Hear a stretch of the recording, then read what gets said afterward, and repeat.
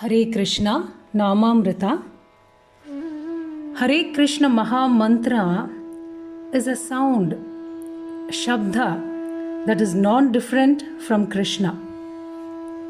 The sound Krishna and the original Krishna are the same.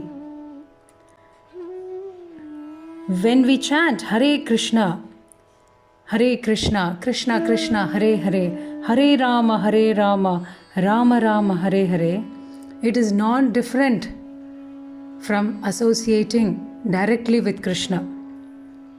Of course, we may say, well, I do not see him. But why do we put so much stress on seeing? Why not hearing? Seeing, tasting, smelling, touching, and hearing are all instruments for experience and knowledge. Then why do we put such exclusive stress on seeing? A devotee does not wish to see Krishna. He is just satisfied by simply hearing about Krishna, hearing the holy names of Krishna and chanting the holy names of Krishna. Seeing may eventually happen, but hearing should not be considered any less important. There are things which we hear but do not see.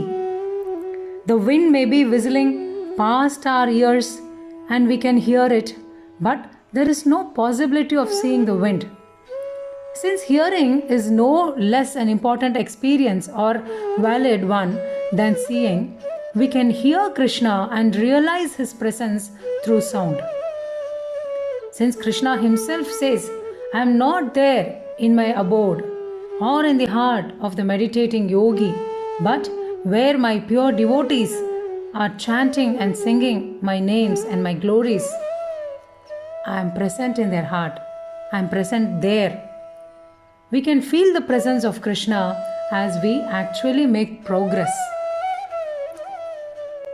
Our present senses are all made of material elements and therefore they are so imperfect in realizing the transcendental form of Lord Vishnu.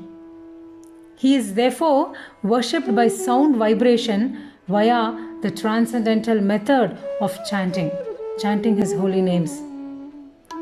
Anything which is beyond the scope of experience by our imperfect senses can be realized fully by the sound representation.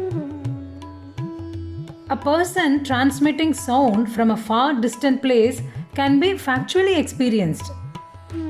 If this is materially possible, why not spiritually? This experience is not a vague, impersonal experience. It is actually an experience of the transcendental personality of the Lord, who possesses the pure form of eternity, bliss, and knowledge. Krishna does not have a material form like us. Krishna's form is completely spiritual. When the material also becomes spiritual by getting into contact with the spiritual, then the material gets completely transformed into spiritual. For example, when we, by chanting the Hare Krishna Maha Mantra, the holy name of the Lord, perfect ourselves, become transformed by the power and potency of the holy name from material to spiritual. All our senses also become spiritual.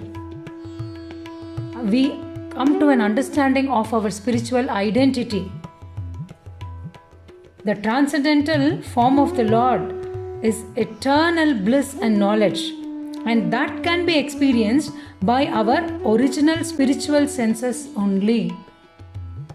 And such original spiritual senses can be revived by chanting the holy mantras, by chanting the holy name of the Lord, which is Hare Krishna, Krishna Krishna, Hare Hare, Hare Rama, Rama Rama, Hare Hare.